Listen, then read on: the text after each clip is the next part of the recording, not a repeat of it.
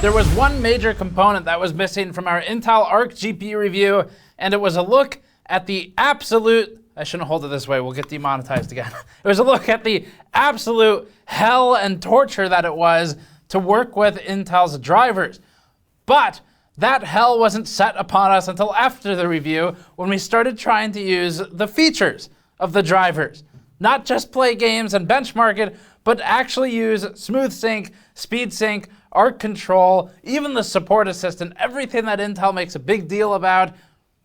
We tried to use it, and that's where things went wrong. This video is brought to you by us. We spent 2 weeks subjecting ourselves to the horrors of Intel's Arc driver package to make this video.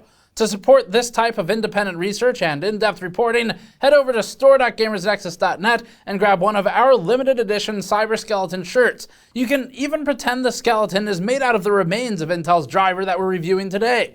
We only have enough of these shirts left to last another few days or so if you've wanted one of these shirts with the reflective foil print of water cooling, PCIe slots, cabling, and VRM parts in the shape of a skeleton, head over to store.gamersnexus.net today.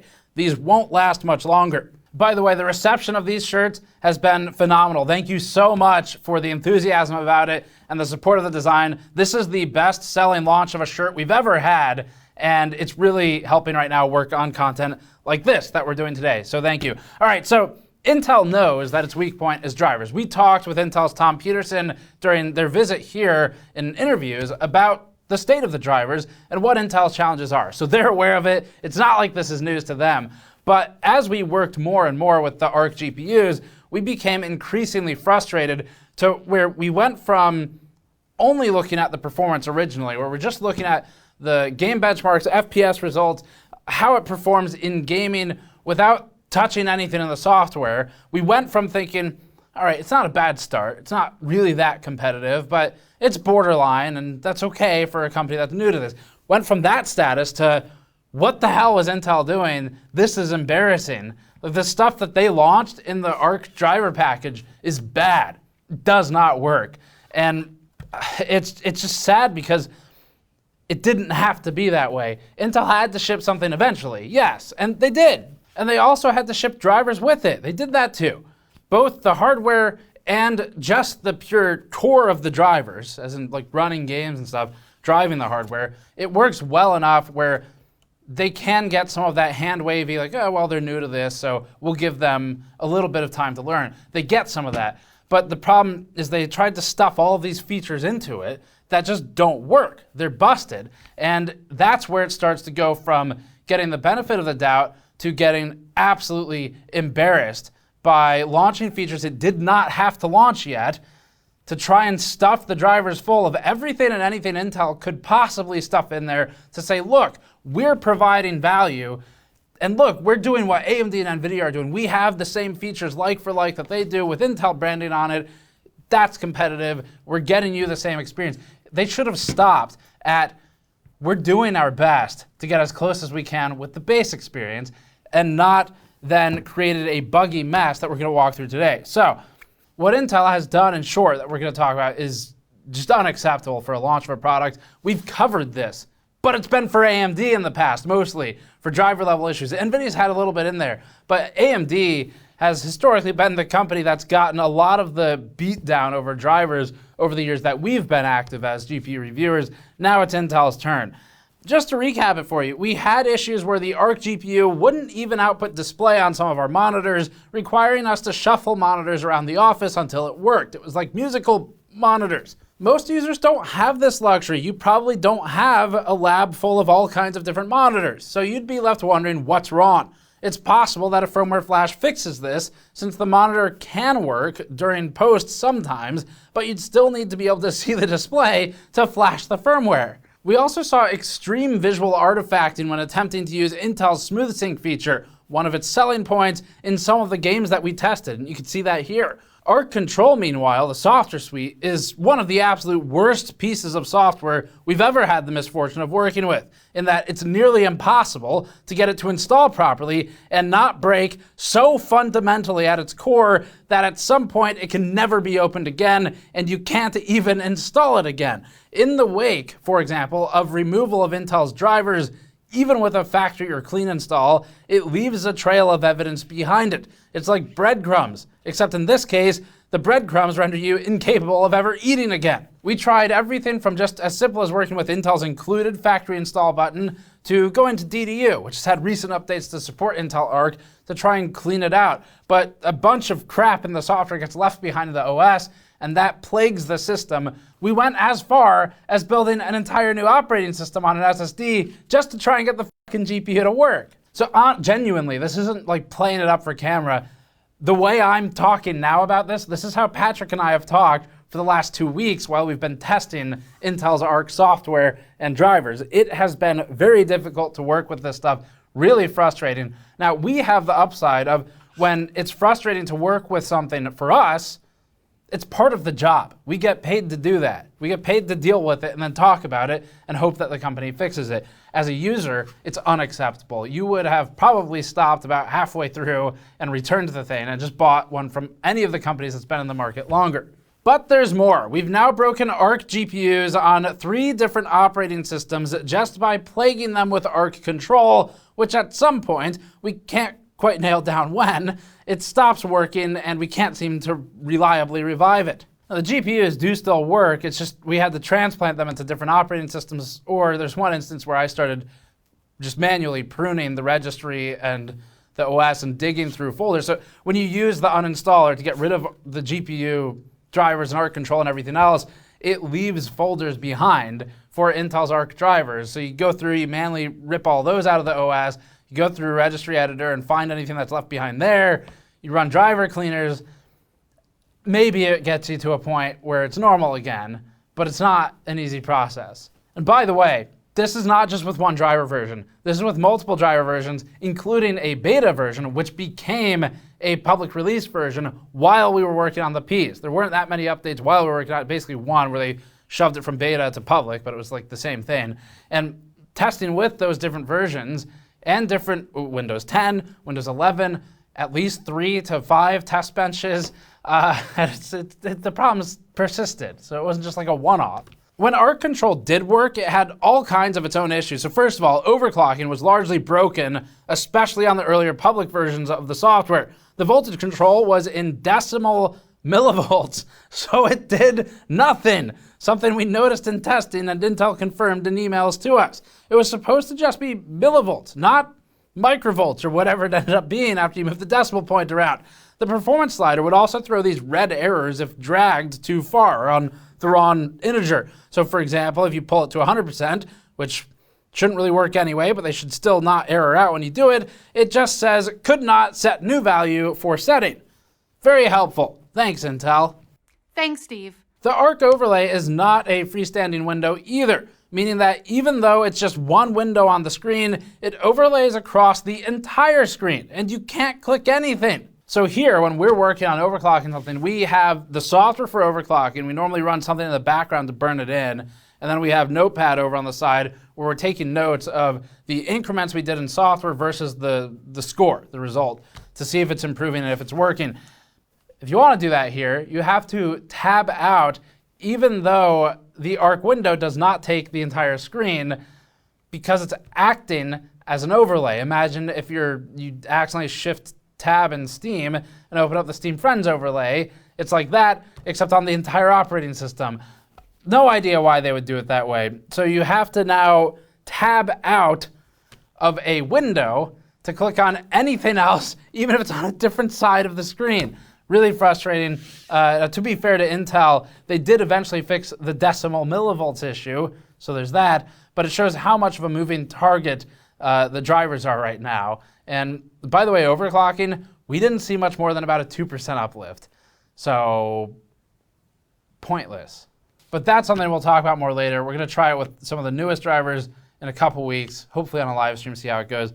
Different topic for another video. Now, we couldn't just reset the OC to defaults when testing either. There's a very clear reset to defaults button, and we ran into, quote, error setting apply on start value. The button didn't even work. It's like whoever's doing QA, QC at Intel never clicked on it.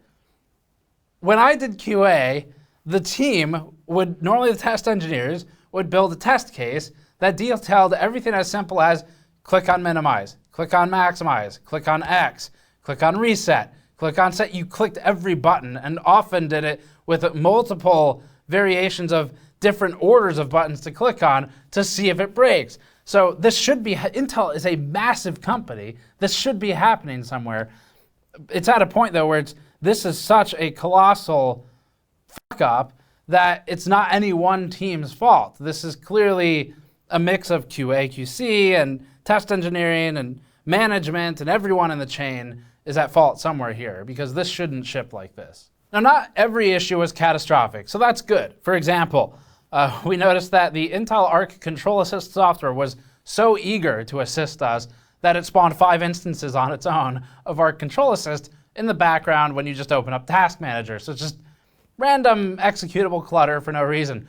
It doesn't consume a lot of resources. It also doesn't provide any value, so it seems like a fair trade here. Why this happens, we don't know. It did not seem like we could reliably reproduce it, but it did sometimes and seemingly at random. So great, that's good. It's always good to have issues that can't be reliably recreated. Now, another non-catastrophic example was with the frequency with which Arc Control often refused to install at all. So it's bordering on catastrophic, not quite catastrophic. So the rest of the drivers would still install, which is why it's not a torpedo on its own to the product. And so you could still use it. The card was functional, but none of the optional software would install for us, even when we wanted to install it. Related to that, but not the same issue, one of the issues we had with Arc Control was that in order to install it at all during the driver install process, you needed to have an internet connection to install Arc Control. This is bad. It's bad design by Intel and poor planning, because Windows will automatically download and install drivers as soon as you boot with a new video card in it, and it's going to put the most recent version of the driver that has been cleared for the auto update. That's not the most recent version. It's the most recent one that Windows has to offer. Sometimes that's a few months old. And by the way, you don't really want it installing things while you're trying to manually install things. We've been through this with test benches. Our procedure is always to DDU if we had a GPU in there, or use the GPU's included optional uninstaller with DDU often, and then disconnect the internet, do all this in safe mode, install the drivers in normal Windows without the internet connection.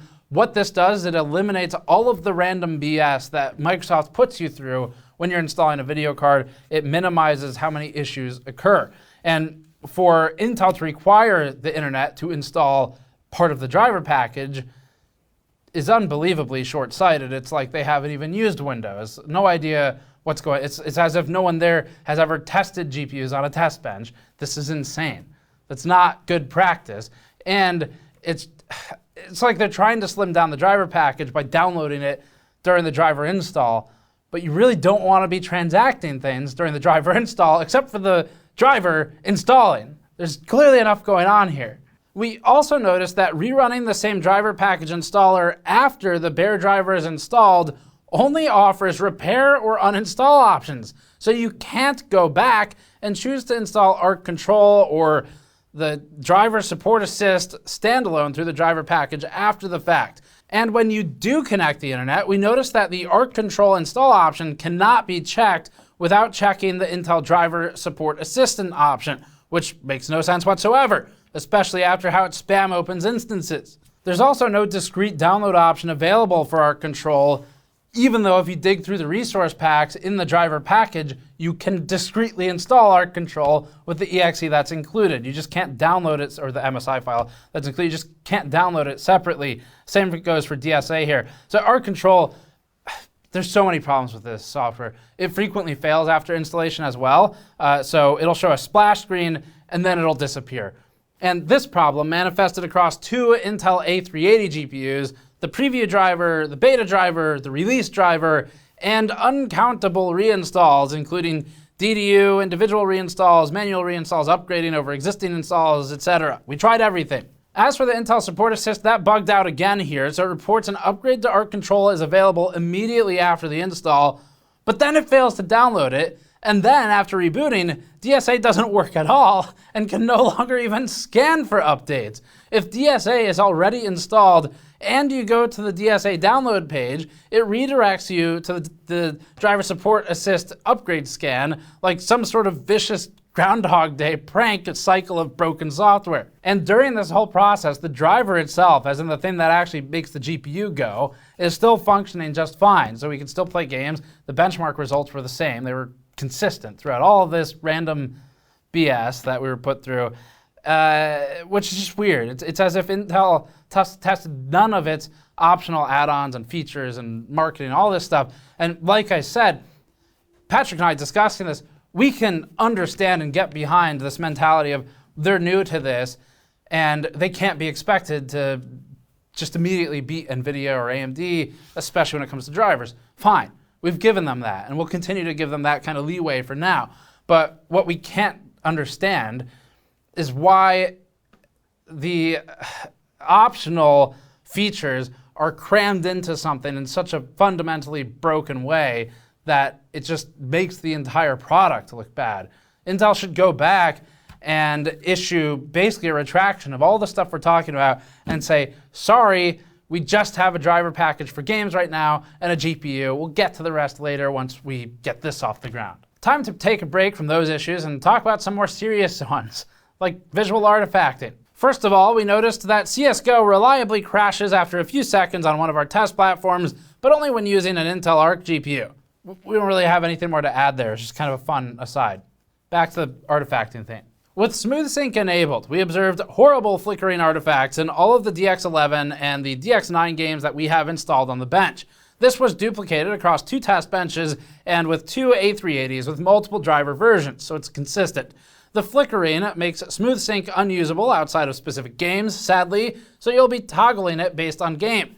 Human behavior tends to devolve into the safer state, off, when software behaves like this. Smooth sync does appear to work in DX12 and Vulkan, from what we saw, at least most of the time. We saw some artifacts in Strange Brigade, DX12 at one point, and had to reboot, but it was just once. We also saw artifacting occasionally appear in the area of the screen affected by smooth sync. Now, Patrick did all the work on smooth sync, I did all the work on overclocking, so I'm going to quote Patrick here from his notes on how he felt about smooth sync when he was done working on testing it.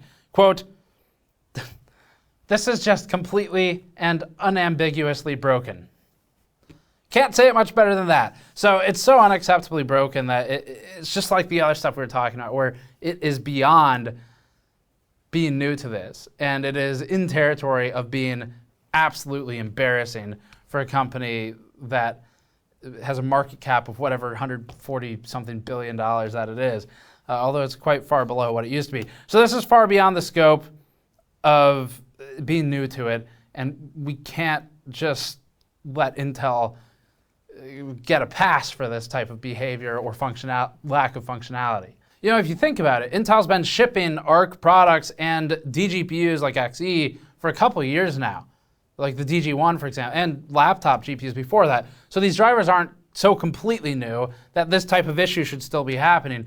And you look at the IGPs, and on one hand, people in media like us say Intel hasn't made real drivers ever until these products from the last couple of years. On the other hand, you have Intel sort of saying, well, actually we've been building IGP drivers for whatever, over a decade at this point.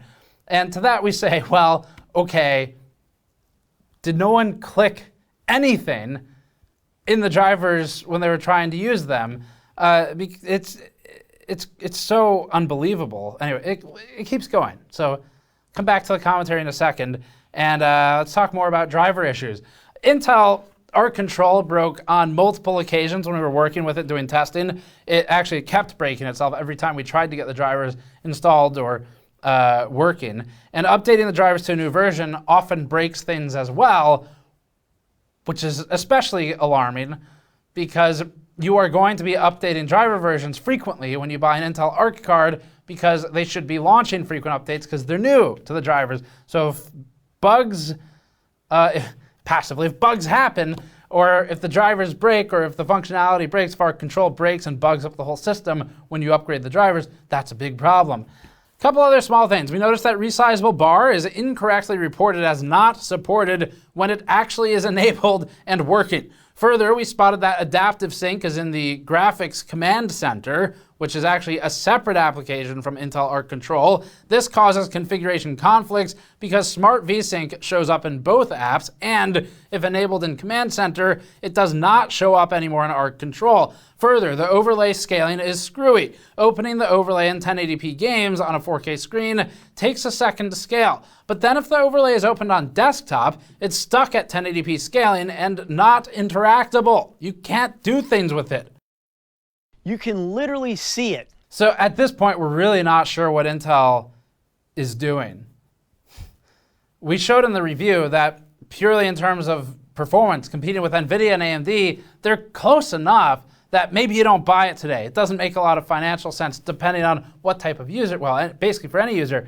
But if you wanted to play around with something new and interesting, Intel is doing cool things. It has cool hardware, it has cool ideas, and it wasn't terrible in pure performance. It was close enough.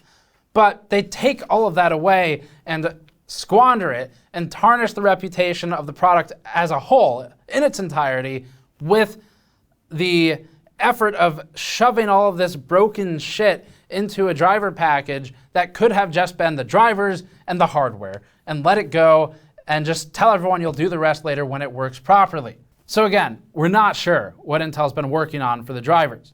Recently, my coworker went to the river. Where we stand on this right now then is that the Intel software is absolutely infuriating if you try to use it. Meaning, not just install it and look at it and go, okay, cool, software. But you actually start interacting with it and using it day to day. Talking about the scaling issue, right? That's the type of thing you only run into if you're in a real user environment. Or talking about the overclocking stuff. You run into it if you interact with it and you do anything with the sliders other than be an engineer who built it. Because if you are the team that built it, that built the driver package, the problem, this is the reason that at big companies that QA or QC is different from development, is because on development, you are, as a developer, going to interact with the software in a different way than anyone else. It might not even be intentional, right? Like the same thing happens with web development, web design, where you're not clicking things that'll break because subconsciously you know it's not the best way to interact with it. So you don't do that, you don't find the bug. Intel is a big company. It has a huge software team. They know this stuff. What I'm saying is not a revelation to them, but someone has to nudge Intel a little bit publicly and say, what would you say you do here? So, we want Intel to do well. When I was talking to Patrick about this, I said he was very frustrated with the whole process of working with the software during this. And I said, well, you know, it's not great for them, but at least for us, it's part of our job. So the frustration, it's kind of limited how far it goes for us because we get a video. We would have gotten a video if it worked well. We set out just to test smooth sync, and this is what happened. That's how frustrating it was just trying to use the driver package. And his response to me was, yes, but he is frustrated because he just wants Intel to make something that works and do well because we both want Intel to stay in the GPU market. We don't want Intel's management and executives to look at this and go, what the hell are you people in graphics doing? Why are you embarrassing us? This isn't worth it. It's not worth the reputation hit. It's not worth the money. We're getting out of graphics. That's what we don't want to happen. Everybody here, everyone watching, everyone in the industry, except maybe NVIDIA and AMD, benefit from having a third player. So Intel, please don't let this issue make you back away. Not talking about our video, talking about the massive driver problem you're looking at right now, and the people at Intel watching this who are going, wow, it's a good thing he didn't find the other stuff on our high severity list. If you're one of those people, please try to make change internally because we want you to be in this market. That's it for this one. Thanks for watching. At this point, you know, we have the same recommendation we did before. Buy something else, but if you are an enthusiast and you're okay with getting something that's probably a little bit broken and underperforms, this is still cool. It's interesting. And that's kind of the start and the end of it. So, Subscribe for more. Go to store.gamersnexus.net to help us out directly and grab one of these shirts before they're gone, or go to patreon.com/gamersnexus. Thank you for watching. We'll see you all next time.